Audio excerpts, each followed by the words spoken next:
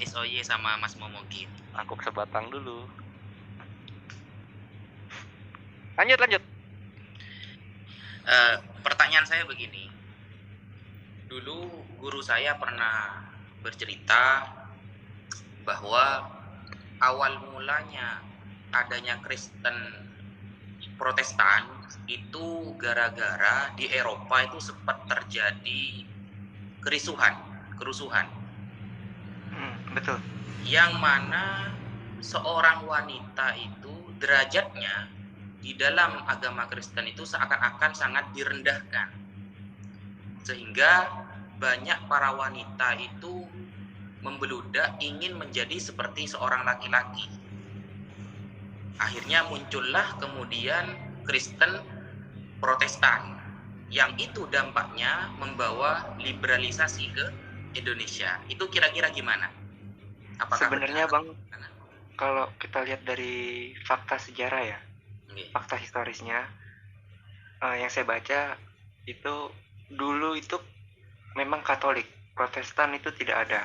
Berikut Pentakosta, adanya Protestan itu menentang Katolik, adanya karismatik menentang Protestan, terus adanya karismatik, adanya Advent menentang karismatik. Itu masa lalu. Kita harus bisa memaafkan sejarah dulu kan. Yang bikin pecahnya itu pendirinya Martin Luther. Nah pada dulu, jadi kalau dulu itu di Katolik, ketika ada raja itu Katolik itu harus mensahkan, paus itu mensahkan raja tersebut. Jadi Martin Luther ini menduga itu adanya politik agama. Itu yang sebenarnya yang sumber primer yang saya baca. Cuman ya luar daripada itu saya ya betul kan, kurang lebih seperti itu yang saya baca. Adanya kesinambungan antara Kristen Protestan dan Katolik, pecahlah. Akhirnya pendirinya Martin Luther ini dia mendirikan Kristen Protestan gitu. Emangnya di Katolik, Mas, apakah benar wanita itu memang derajatnya sangat rendah? Maksudnya tidak sebebas laki-laki, seperti itu ya? Derajatnya maksudnya dimaksud bagaimana nih? Entah dia memimpin ibadah gitu, atau soalnya kalau di Protestan itu kan wanita bisa jadi pendeta gitu kan. Wanita tidak bisa menjadi imam sholat kalau masih ada laki-laki. Kemudian ketika menikah dia dianjurkan lebih menjaga suami daripada bekerja. Apakah juga seperti itu di dunia Kristen? Kalau di Protestan apa Katolik nih? Yang Katolik. Kalau Katolik saya kurang paham ya, karena bukan ranah saya untuk masuk ke sana gitu. Tapi kita harus juga tahu di dalam Katolik itu memang yang menjadi romo atau pendeta itu kan memang laki-laki. Itu dia mengacu ke Alkitab gitu kan, bahwa pemimpin itu dalam rumah tangga ya laki dipimpin oleh Yesus begitu. Dia lebih mengacu ke situ. Mas Iksoye ini Katolik atau Protestan? Saya Protestan. Oh, Mas Momogi? Sama Protestan, tapi beda ini gitu. Di Protestan kenapa nggak ada patung Yesus? Oh, nih, oke. Nggak ada patung itu sebenarnya sama betul, maupun Katolik maupun Protestan. Kalau Katolik itu percaya matinya Yesus, makanya ada Yesusnya disalib. Tapi kalau di Protestan percaya Yesus itu bangkit, jadi salibnya kosong, cuma salib aja. Ya kan sama-sama betul dua-duanya. Iya kan sama-sama. Bahkan di saya tuh nggak pakai simbol salib. Bahkan di aku mah nggak pakai simbol salib. Iya, cuman kan itu yang saya bilang Bang. Itu ya kan? Tergantung dari mana kita lebih percaya dan dari mana kacamata kita melihat, begitu kan. Jadi kalau Kristen itu kan boleh berkembang bebas Bang. Kalau jadi betul. Jadi bebas gitu, resource-nya open resource. Sedangkan Muslim sebenarnya ada loh kalau di luar negeri itu yang perkembangan dari pemikiran Muslim terus berkembang jadi Muslim apa itu ada sebenarnya. Cuman kan di Indonesia sendiri kan ada yang membatasi, ada lembaga yang bilang oh ini tuh yang benar. Ketika berbeda dari yang ini tuh ya udah sesat gitu. Bahkan mungkin di luar negeri sana ada Muslim yang nggak hari Jumat gitu, ada mungkin gitu. Nah seperti itu. Sedangkan di Indonesia itu Kristennya itu dibebasin seperti itu gitu. Selama doktrinnya itu pas gitu, sama apa Tuhan tetap satu, menerima Yesus Kristus gitu. Dan ada juga Kristen-Kristen yang gak diakui juga kan beberapa di Indonesia gitu. Ya aku nggak bisa sebut lah gitu karena emang doktrinnya berbeda gitu. Ada yang nggak boleh hormat bendera lah gitu kan. Ada Saksi itu. Yehova itu nggak dibetulkan. Keagama Iya. Kristen Protestan nggak dibetulkan. Saksi Yehova. Mormon apa kabar Mormon? Ya enggak kayaknya deh Mormon. Kalau di luar negeri kayaknya diterima deh. Ada yang pakai baju putih-putih itu kayak sekte gitu. Gereja Mormon gitu. Ada yang menarik dari Mormon, tapi sebelum kita ke Mormon ya, ini ada ini pertanyaan nih dari yang di YouTube Akhi Ubi rebus ubi. Dia bertanya, Kejadian 20 nomor 12, bolehkah di zaman itu satu ayah lain ibu diperbolehkan menikah? Gimana? Bolehkah di zaman itu di Kejadian 20 nomor 12 satu ayah lain ibu? Satu ayah lain ibu. Maksudnya Iya. poligami gitu. Oh, bukan poligaminya. Satu ayah lain ibu menikah itu boleh nggak sih? Ayah. Oh, nggak boleh sih kayaknya. Iya, nggak boleh. Satu darah gitu kan, jadi incest dong satu darah. Incest. Kalau Iksoya gimana? Tapi di Kejadian 20:12 itu terjadi. Ini kisah Abraham. Nah itu ada juga perdebatannya dari zaman dulu. Kalau misalkan ada ada doktrin yang bilang bahwa kalau zaman dulu itu nggak masalah, kayak Kain dan Habel pun itu incest sebenarnya, anaknya Adam gitu. Karena ya kan manusianya siapa lagi? Bukan cuma Adam, dan Hawa ini yang diciptain gitu kan. Bukan Adam, bukan Adam. Abraham ini. Ini zaman Abraham. Kalau itu saya nggak bisa menjelaskan ya. Lebih baiknya ada catatan Talmud khususnya di Tratak Sanhedrin. Itu boleh baca di situ. Soalnya saya takut salah tafsir nanti kan. Cakep. Berarti di Kristen itu juga ada golongan-golongan yang sesat ya? Betul. Sebenarnya ya itu yang saya bilang Pak. Islam sama Kristen nggak jauh berbeda kita gitu. Hanya penafsirannya aja yang berbeda dan pemahaman teologisnya yang berbeda itu. Kayak Islam sama ada Muhammadiyah. Muslim yang bilang bahwa poligami itu wajib, kan ada tuh orang-orang yang punya yang kayak begitu tuh. Ya menurut Muslimnya sendiri yang benar, apakah benarkah seperti itu gitu? Kan nggak juga gitu, aja banyak pendapat-pendapat lain gitu kan. Yang saya herankan kenapa Mas ya? Saat Nabi Isa ya, kalau di kita kan Nabi Isa. Dia itu dituhankan. Teman-teman yang komen statement apa? Kalau dituhankan itu sebenarnya tidak. Tetapi Kematian saat beliau menjelma kan seperti itu kan ya? Gimana Pak? Terputus tadi. Ya. Enggak, kan Ya. Maksudnya bukan siapa yang bilang wajib. Jadi kan ada yang orang-orang yang beranggapan kayak gitu, ada kok yang di internet kamu cari aja di YouTube, ada kok yang dakwahnya seperti itu ada loh gitu. Tapi kan nggak benar ya. Pak? Tahu gitu. Panaja tadi terputus. Panaja. Iya. Yesus itu ketika seorang Tuhan ya, Tuhan kan, Yesus kan. Ini cuma bertanya. Iya. Yesus itu Tuhan, kemudian menjelma menjadi manusia untuk melaksanakan keadilan seperti itu kan. Nah, tetapi dia dibunuh dan mati. Yang jadi pertanyaan saya itu, kalau bayangan saya, ketika Tuhan menjelma itu kan berarti kan Tuhan yang paling kuat di antara makhluknya.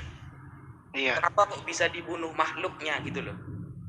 Yang matinya itu kemanusiaannya. Itu dalam 1 Petrus. Lupa. Iya, maksudnya kok bisa dibunuh? Dia kan jelmaan Tuhan. Andaikan kita lihat film Krishna, dia kan yang paling sakti karena menghadapi makhluknya sendiri yang mungkin kekuatannya itu jauh di bawahnya gitu loh. Kok bisa dibunuh gitu loh maksudnya? Iya, yang dibunuh itu kemanusiaannya, Pak. Makanya kan pada hari yang ketiga dia bangkit. Makanya dia menunjukkan kekuasaannya. Dia bangkit dari kubur setelah disalib. Gitu. Lalu Yesus menjadi manusia itu tepat tanggal berapa? Di tahun berapa? Kalau tahun berapanya saya kurang baca. Cuman kalau itu kalau nggak salah yang saya baca, Kak Maria dan Yusuf ini ingin menikah lah, baru tunangan. Maka Gabriel itu memberitahu bahwa kamu nanti akan mengandung anak laki-laki. Cuman tepat kapan itu saya kurang tahu ya, kurang baca lagi saya. Lalu ada pertanyaan lagi, Mas. Seumpama kan abad 1 Masehi kan ya, kan mengikuti Masehi kan? Ketika dia menjelma menjadi manusia, kenapa kok tidak sebelum-sebelumnya? Dan sebelum Masehi siapa yang menjelma untuk melaksanakan keadilan di dunia itu? Kok punya pikiran baru tanggal 1 Masehi gitu loh? Dia menjelma jadi manusia.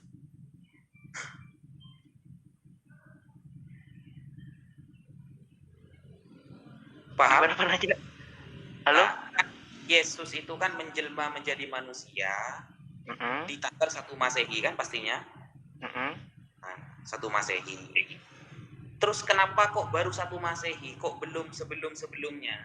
Dia menjelma manusia dengan niatan keadilan. Waktu ya, berarti nanyainnya waktu gitu ya. Kenapa? Tuhan yang menjelma siapa dan kenapa kok baru 1 Masehi gitu loh. Oh, itu nubuatan ketika Adam dan Hawa itu jatuh ke dalam dosa. Itu kan ada di kitab Beresit atau Kejadian kan. Itu ada sebentar saya baca dulu ya, saya lupa. Iya. Maksudnya saya biar kalau ketemu itu gini sejarahnya.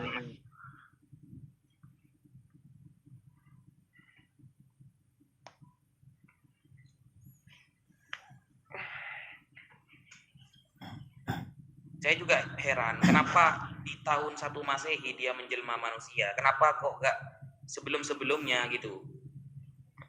Pasti kan ada tujuan khusus. Dia akan turun ke bumi. Seorang Tuhan ketika turun ke bumi kan pasti punya tujuan khusus. Betul. Kalau tujuannya itu untuk menebus dosa keturunan dari Adam dan Hawa. Jadi ketika Adam jatuh ke dalam dosa itu ya turun menurun dosa keturunan Adam dan Hawa.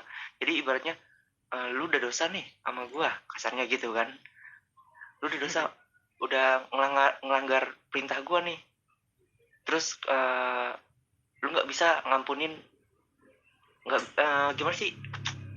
Gua nggak bisa ngejilat ludah gua sendiri, atau perintah gua nih itu nggak bisa gua jilat ludah sendiri gitu, Mas. Jadi harus ada konsep penebusan dosa, kayak ketika Musa di kemah suci itu dia mempersembahkan domba, darah domba itu kan itu hanya menutupi dosa. Jadi ibaratnya itu satu kesalahan. Contoh kayak begini ya, masnya melanggar lalu lintas. Nah, terus diadili oleh Bapak Hakim kan. Tapi sedangkan masnya bilang ke hakim, Pak, saya kemarin udah berbuat baik, Pak, saya kemarin sudah menolong orang, Pak, saya udah ini. Jadi dosa itu yang harus ditebus. Jadi ada penebusan. Ganti gitu. Jadi hakim pasti bilang, gue nggak peduli, kasarnya begitu kan, gue nggak peduli nih. Kalau lu mau berbuat baik, itu emang pada dasarnya lu harus berbuat baik. Intinya lu udah melakukan dosa, gitu. Makanya kami udah nggak kurban, Bang. Untuk penebusan dosa itu memang harus dengan cara menjelma ya. Maksudnya kan Tuhan kan apa ya? Kalau di paham kita, agama Islam, Tuhan itu kan tidak sama dengan makhluk. Dan tidak akan pernah menjelma menjadi makhluk. Karena ketika Tuhan menjelma, akan menjadi kekurangan, akan apa ya? Kok menjelma makhluk sih? Kan seperti itu. Padahal hanya untuk menebus dosa kan bisa saja Tuhan itu ya udah aku ampuni aja gitu. Nah, bisa. Berarti kan kayak ada teori lagi nanti setelah menjelma itu. Makanya ada ayatnya di Yohanes itu kan, karena begitu besar kasih Allah akan dunia ini gitu sih. Jadi ibaratnya ini surga ini tanpa manusia itu nggak ada Gak artinya. masalah. Nggak ada artinya, makanya dia udah lu nggak usah jauh-jauh sama gua. Mungkin Tuhan berbicara seperti itu. Udah lu nggak usah jauh-jauh, gua turun nih. Lu percaya sama gua. Kalau nggak percaya sama gua, lu mati sama dosa lu.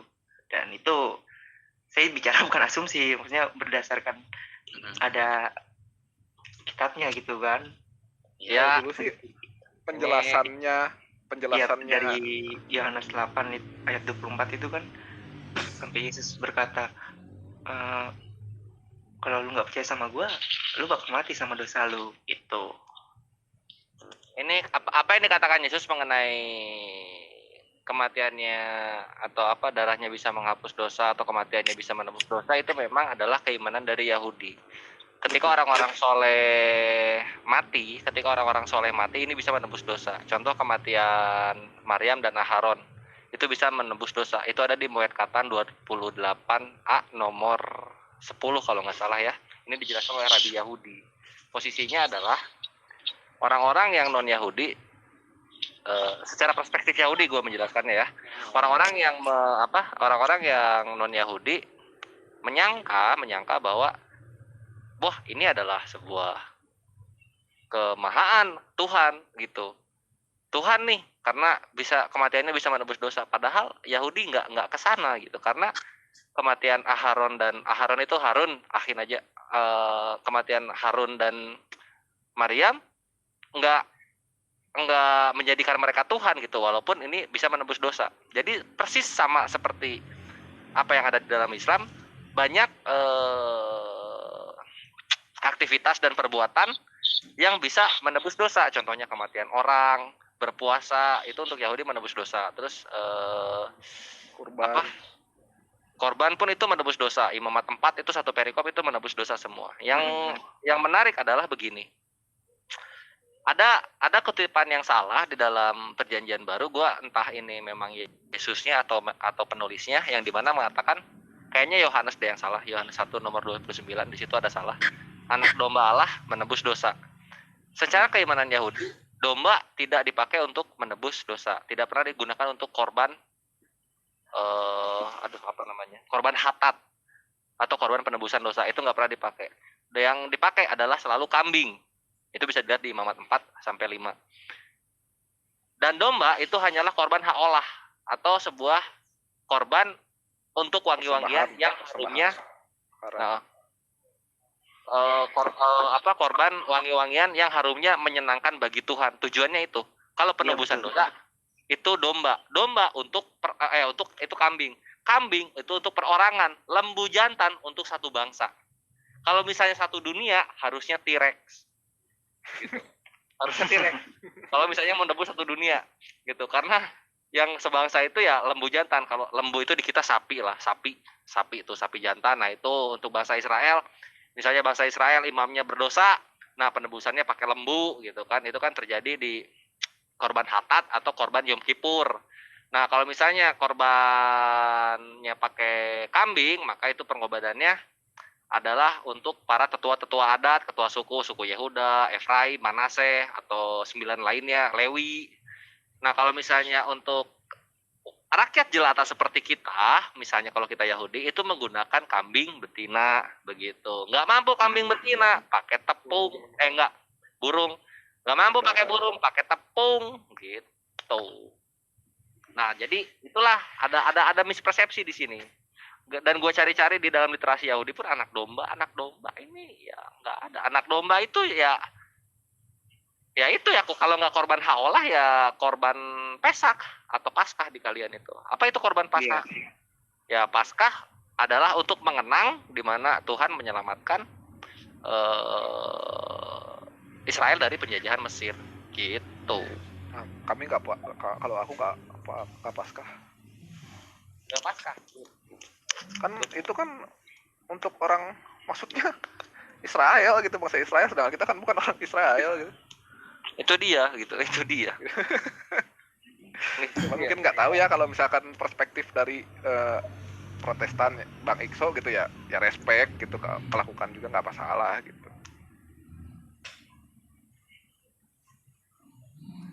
Gitu. Sama apa lagi tadi yang mesti oh iya, sama begini juga kalau misalnya mengenai bahas Muhammadiyah, Nahdlatul Ulama, ini adalah firqah atau keorganisasian gitu. Contoh ya misalnya ada SMA Negeri 1, ada SMA swasta 43, ada apalah itu semacam itu. Jadi bukan apa ya, bukan aliran gitu kan, bukan denom atau bukan akidah gitu, nggak kesana. Jadi kalau pengen disamain ini NU sama Muhammadiyah itu jatuhnya kayak PGI, enggak kayak apa ya, kayak LAI sama